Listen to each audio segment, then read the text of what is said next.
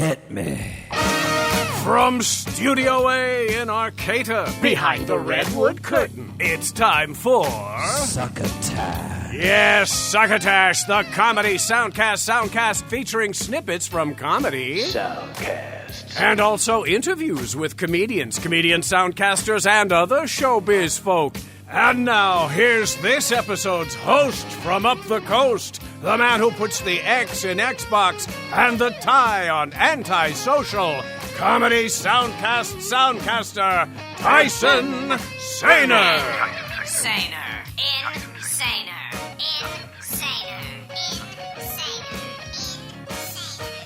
Saluton, Estas me, Tyson Saner, and I welcome you to this episode of Succotash, which happens to be number 310.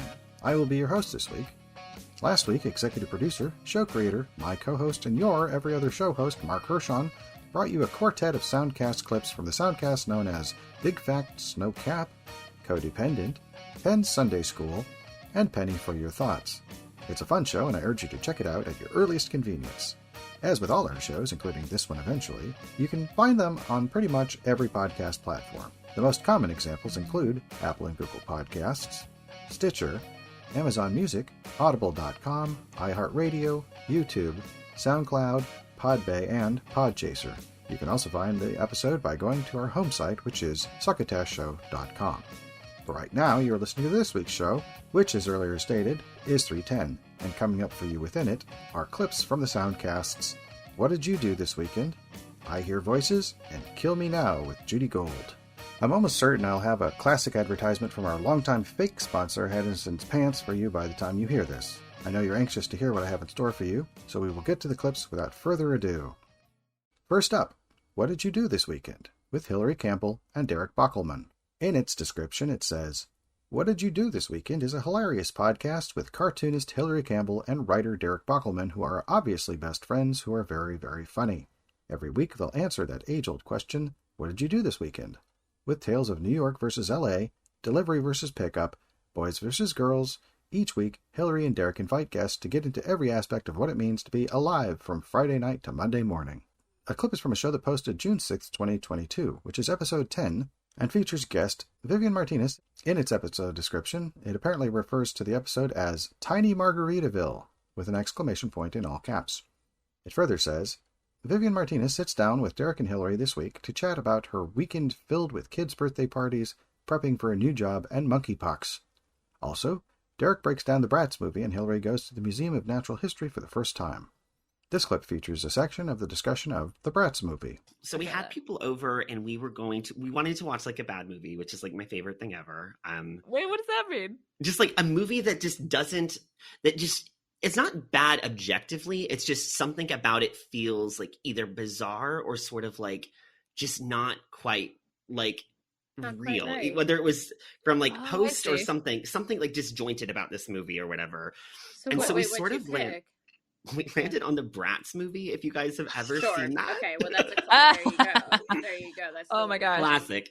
I So mean, I know I have not seen it, but it is Bratz with a Z, so it's based on the dolls.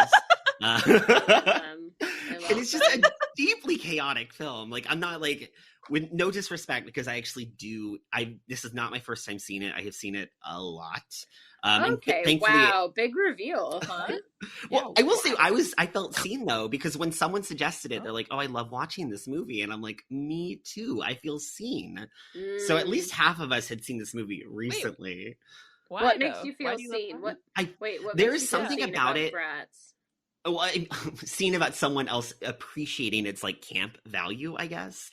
So it's like, I feel like, well, first of all, it's like just there's really bizarre choices throughout. So Chet Hanks is the science geek.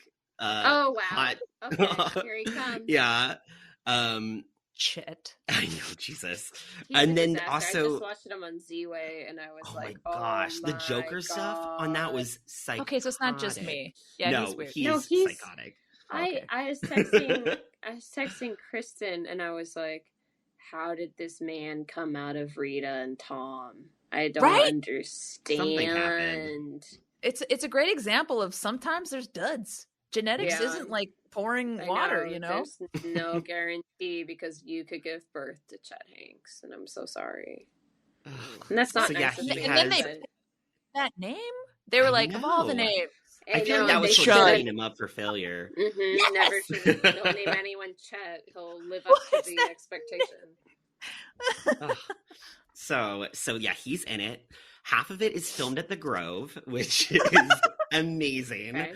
Okay, yeah, I know. I'm like, it's also like, it's got a very diverse cast, which is great, honestly, for like that era, but they could only afford one stunt double who is clearly white. So anytime any of the characters are doing anything, it's the same stunt double. And the stunt double looks nothing like a majority of the cast member. Do they put like bad tanning stuff on them? Do they like? Thank God they sort of just own it. I feel like it's one of those things where they're just hoping kids are not paying attention enough to see like, oh, this is suddenly a man, not a woman. Wait, this isn't an animated. It's not an animated film. No, this is live action. Action. Also, this is so much to talk about. John Voight is in it.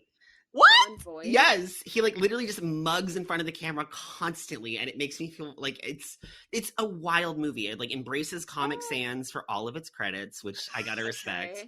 Okay. People wash their hands with their sleeves like rolled up over their hands, so the water is and soap is like on the sleeves instead of their hands when they use the bathroom. And that's just like a stylistic choice. I will say, someone online described it sort of as like as insane as like Hausu, which I feel like almost feels apt. Like it's just the pacing is so off. Yeah. The movie's messaging is wild. It's like it's basically like the moral is to not let your hobbies or interests become your identity. It's like deeply wild. The elevator pitch is it's these girls who are entering high school and they're like BFFs because they all love fashion. And they enter high school and they all sort of get inducted into these social groups that are maybe more aligned with their personalities and their interests. So like one girl becomes like part of the science group, one's like cheerleading, one's soccer, you know, and whatever. Then we have this jump forward. Their friendship. Like 40 minutes into the movie, we have a 4-year time jump. Which feels I love how artistic that is. And then all of them realize that they feel bad that they've drifted. So they all decide to abandon their new friend groups to reunite to put on a fashion show. And like it goes so crazy that the smart girl, because we're dealing with a lot of stereotypes here. The only way to talk about women. I hate the smart girl stereotype. I know, it's so bad. She lets her GPA like completely fall. Like it like literally spirals. And that's a good thing. The movie is like, look how great she is to sacrifice this for her passion for fashion. I need my friends. And it all culminates. I don't understand why there would need to be stunt doubles in any of this movie. Well, the soccer scenes fashion and yeah, it's the soccer scenes and the cheerleading scenes. Okay. There's a lot of soccer scenes. There's like slow mo, like flips and stuff. Because wait. So there's like cheerleading stunts, and they like cut to like the same white dude that they're flipping around. I'm assuming it's a white dude that is them from before. Yes, I mean that's funny. Yes, that's very funny. That's hilarious. This movie is just. I mean, I'm literally cannot tell you how much of a good time it is. Like I genuinely love it for all of its wackiness. I can't believe it's live action. Truly, I was like, it's animated for sure. But it all culminates in a talent show where the prize is, this is a public high school in Los Angeles. The prize of winning the talent show is a full scholarship to the college of your choice. A full scholarship? Yes. Any college. Any you go to college Netflix high school? Yeah. Not fucking happening. So apparently this is a public episode, it says. It also says if you'd like to discuss this with other subscribers or get access to bonus episodes, you can visit the main website, which I'm giving out here instead of at the end, which is cartoonsbyhillary.substack.com/subscribe. The first bit is Cartoons by Hillary. That is CARTOONSBY and then HILARY. The show does not seem to have a dedicated Twitter account, but it does have an Instagram account, which is This Weekend Pod. That is all lowercase THISWEEKENDPOD. Vivian Martinez can be found across all platforms at Vivian is Cool. That is all lowercase VIVIANIZCOOL. Hillary Campbell can be reached at Cartoons by Hill on Twitter. That is CARTOONSBYHIL. And Derek Bockelman is holy_bison on Instagram and Twitter. That is all lowercase HOLY_BISON.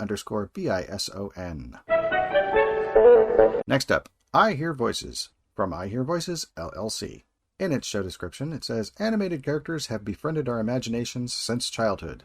But have you ever wondered, who is the person behind that voice? I Hear Voices is a celebration of our favorite voices in animation, video games, anime, and more. Hosted by the dynamic Kim Possible duo, Christy Carlson Romano, also of Even Stevens and Big Hero 6, and Will Friedle from Boy Meets World and Batman Beyond, to name a couple credits. This family-friendly podcast invites you to learn about the people behind your favorite characters. Join us every Friday to hear/watch the many amazing voices. From superheroes to the quirkiest characters, to the voices that entertain your toddlers, I Hear Voices is your weekly dose of hilarious conversations with a dash of nostalgia. Plus, each episode will feature a playful segment where Christy, Will, and their guests interact with the I Hear Voices audience and create voices for original characters. Beyond podcast episodes, I Hear Voices will also be offering opportunities for the listeners to connect with their characters through community building, virtual live events, and other surprise opportunities that we have in store. Clip is from a show from May 6, 2022. It's called The Voice of Samurai Jack Was in Pulp Fiction, and it's episode 9 with guest Phil Lamar.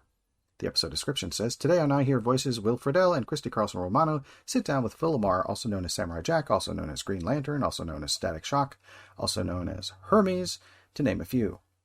Phil Lamar is an absolute legendary actor on camera and in voiceover. Seriously, if you go to his IMDb page, you'll be amazed by all his credits. Although his first big acting gig was voicing Woody in Mr. T, he credits his experience in improv prepared him for transitioning into voiceover. Phil shares with Will and Christy some of his favorite memories of his time in the voiceover world, from his audition process for Green Lantern, to voice acting for video games, to being in awe of his co-star's talent in Samurai Jack. Phil's love for acting, creating characters, and participating in the ever-expanding opportunities for voiceover is evident throughout this episode. Plus, we welcome Jonna to our first live stream Fandy interaction. Jonna, Will, Christy, and Phil improv characters in a fun game called Across the Garden. So in this clip, host Will Friedle discusses feelings of inadequacy when comparing himself to other actors. We could go back to Static Shock, but here's what I wanted to do. Here's when I knew I was a bad actor. This is the story I was telling yes. you.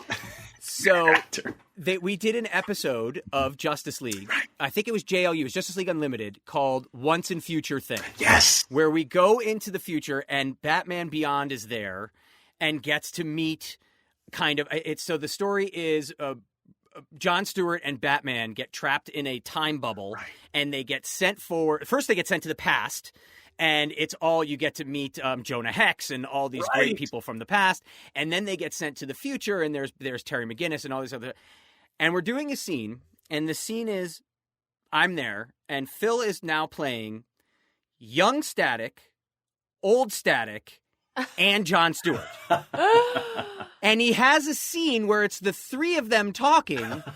For about 20 minutes, you just sat back and let Phil play everybody. All the parts will be played. All the parts, literally. The young kid talking to the old guy who's then answering John, who's talking to the two. And I remember just sitting there just kind of going, I'm not good at this.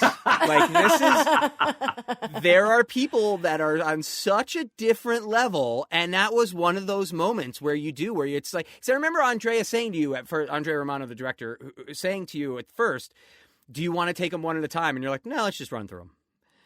And that was it. It was like a page and a half of dialogue of three different characters, three different ages, it was the most crazy thing. Aww. And it's a bit of gushing, but I remember just sitting there, just having these two moments of, I'm so excited to be here, and I'm going to go quit this job and go do something I'm better at, because I can't do this.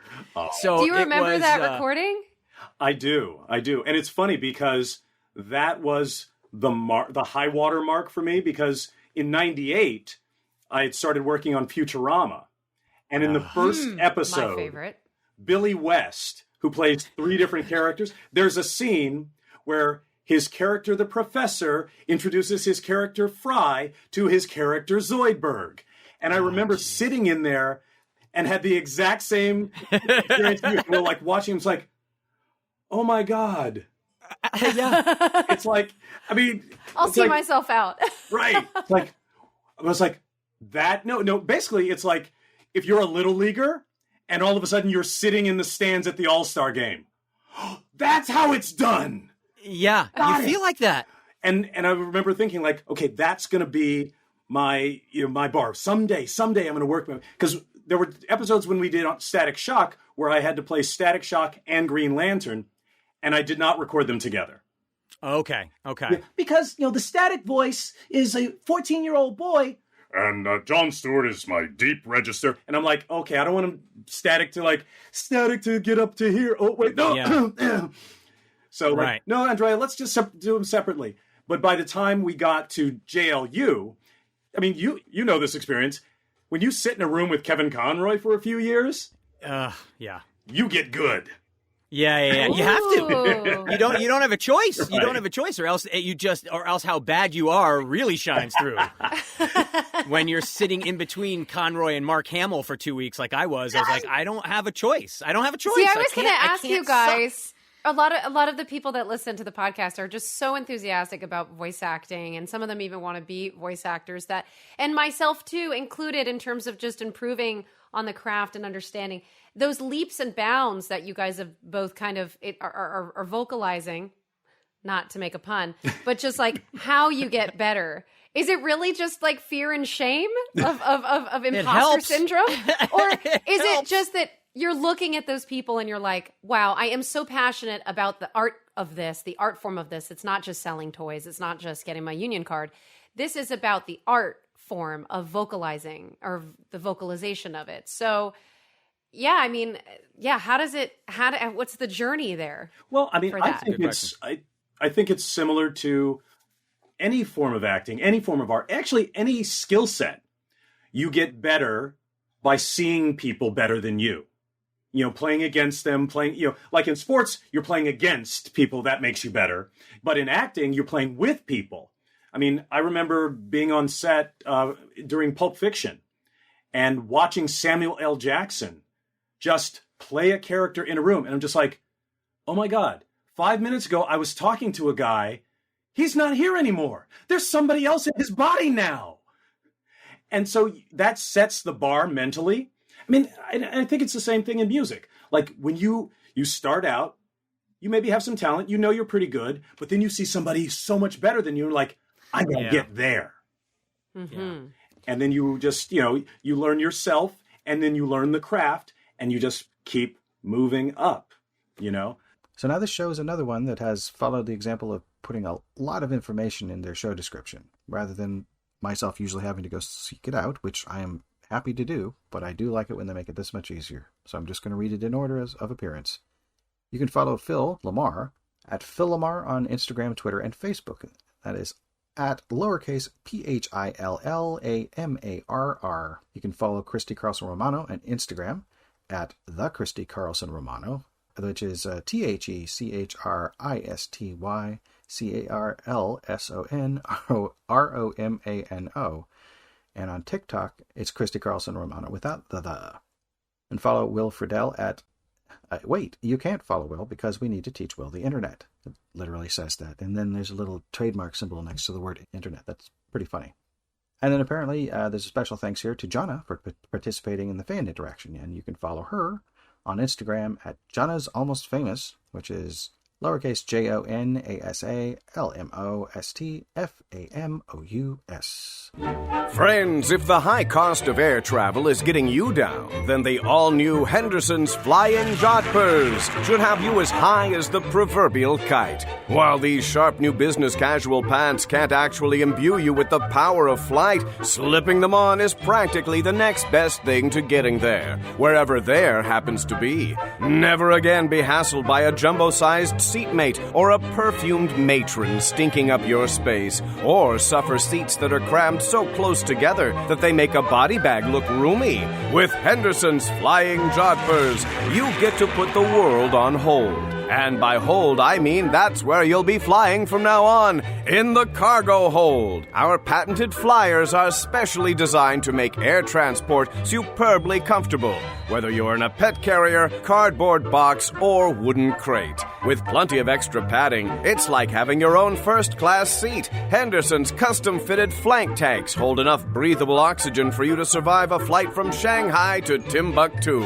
With the extendable bib and hood lined with 100% 100% genuine alpaca. You'll stay toasty warm no matter how high you happen to fly. And speaking of high, unlike makers of inferior brands of aviation breeches, Henderson's flying jodhpurs come with a built-in altimeter, so not only will you be alerted when your air supply starts to run thin, but you'll also know when you've made it into Henderson's exclusive Mile High Club.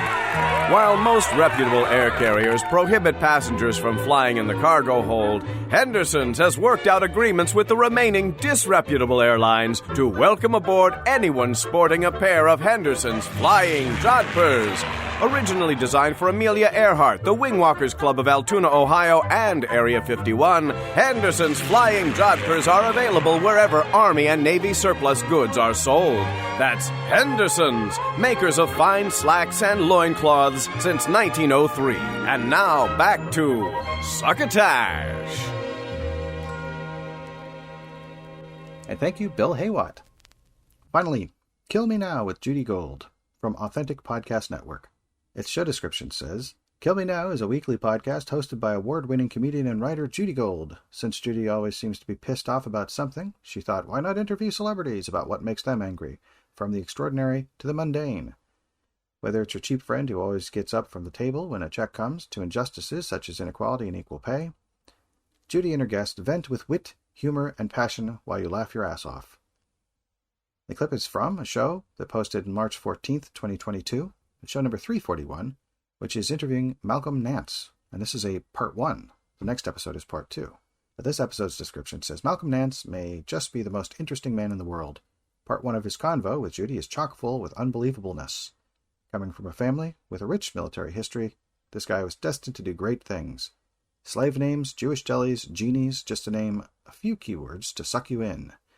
It's part 1 of Kill Me Now with Judy Gold and guest Malcolm Nance. But it's fascinating going back and looking up that history.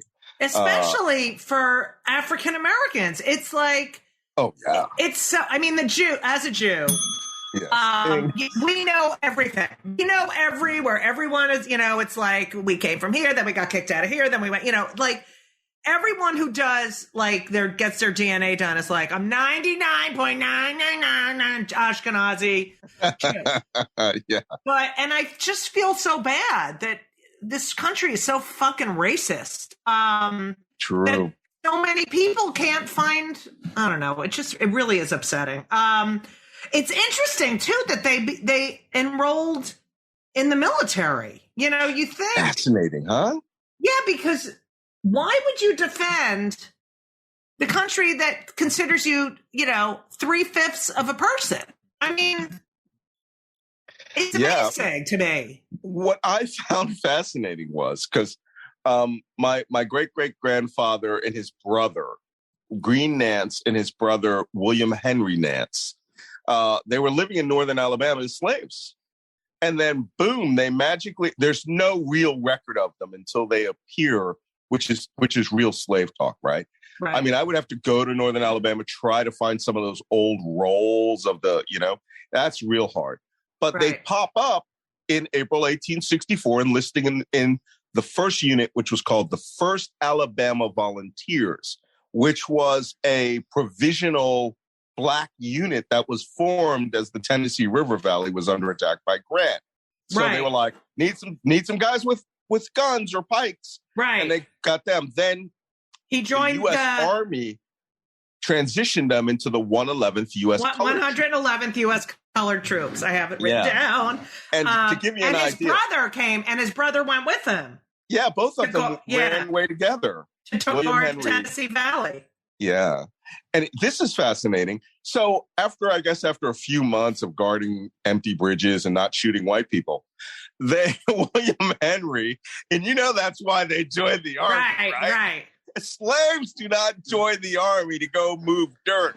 Right. Okay. They joined the army for an opportunity. And the only opportunity that would have been fun and interesting would have been out there shooting Confederate soldiers. Right.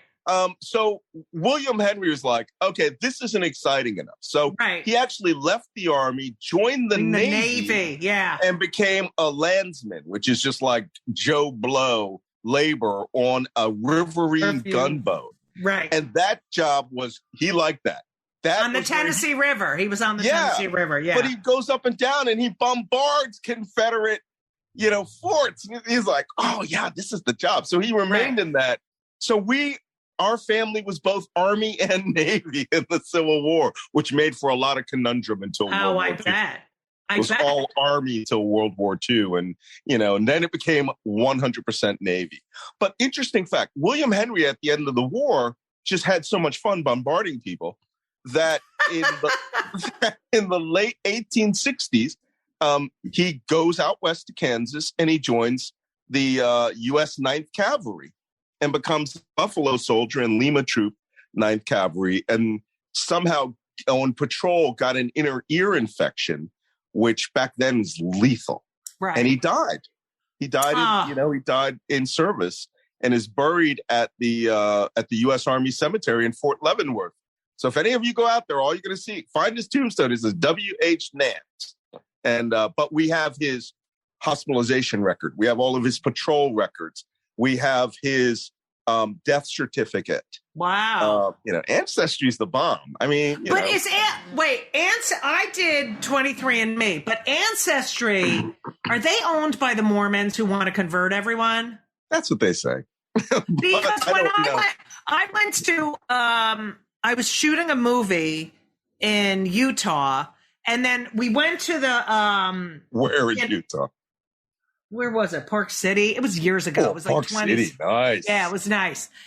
And we're shooting this movie, and we went to the library, and they're like, welcome to the library. We know everything about you. And it's like, because they're all they're trying to convert Holocaust, people who died in the Holocaust. Hi. And I mean, they have this whole, you go in a room and they talk to you. And I was like giggling. I couldn't. Oh my God. But they're so like, hi. It's like super secret. Okay. Top secret story time.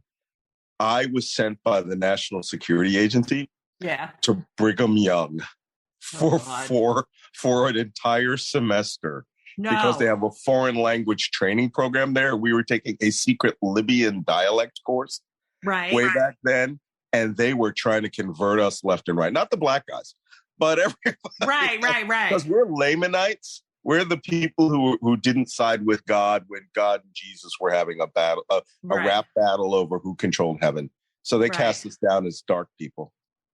Wow, that's crazy. Because people would insult me, throw insults at me on the campus like they were using the N-word. They're going, Lamanite. I had to look it up. I had to treat those people like they were a foreign, I was deployed to a foreign country. Well, you basically were. Yeah. Brigham Young University, forget it. The show does not appear to have a dedicated Twitter account, but you can reach the guest, Malcolm Nance, on Twitter at MALCOLM, Host Judy Gold can be reached at JewDGold, that is at JEWDY, GOLD. And the website is judygold.com, spelled JUDYGOLD.com. And here we are again at the end of another episode. I do hope you found some enjoyment within somewhere. Something you will remember after you have left this listening space. Perhaps something that will inspire you to check out the full versions of the soundcast you heard in this episode. Perhaps other episodes from the soundcast you heard with different guests. Or perhaps other soundcasts featuring the guest you heard. It's difficult to say. I've already got ideas of what I will be bringing you in 2 weeks. But until then, consider subscribing to us wherever you can. Tune in next week for Marc Hershon's episode 311. Be decent to each other. Go to www.tysonsaner.com for all the other stuff I'm involved in if you're interested in that. And if someone asks you if you've heard anything memorable lately, won't you please pass the Succotash? You've been listening to Succotash, the comedy soundcast, with your host, Tyson Saner. Brought to you by Henderson's Pants and... Imagine your company's name right here. Rate us and review us at Apple and Google Podcasts. Find us on the web at succotashshow.com, on Stitcher, on iHeartRadio, on YouTube, on SoundCloud, and wherever fine soundcasts are streamed and or downloaded. Follow us on Twitter and Instagram at Succotash Show. Like us on Facebook. Email us at TYSON at succotashshow.com or call into the Succotash Skype line at our toll call number 818-921-7212. That number again is 818-921-7212. You can also upload clips from your favorite comedy soundcasts directly to us using our direct upload link at hightail.com/u/succotash. Succotash is produced and engineered by Joe Paulino through the auspices of Studio P Sausalito, the home of the hit. Our hosts are Marc Hershon and Tyson Saner. Our musical director is Scott Carvey. Our booth assistant is Kenny Durges. Succotash is executive produced by Marc Hershon. Until next time, I'm your loyal booth announcer, Bill Haywatt, reminding you to please pass the Succotash. Goodbye.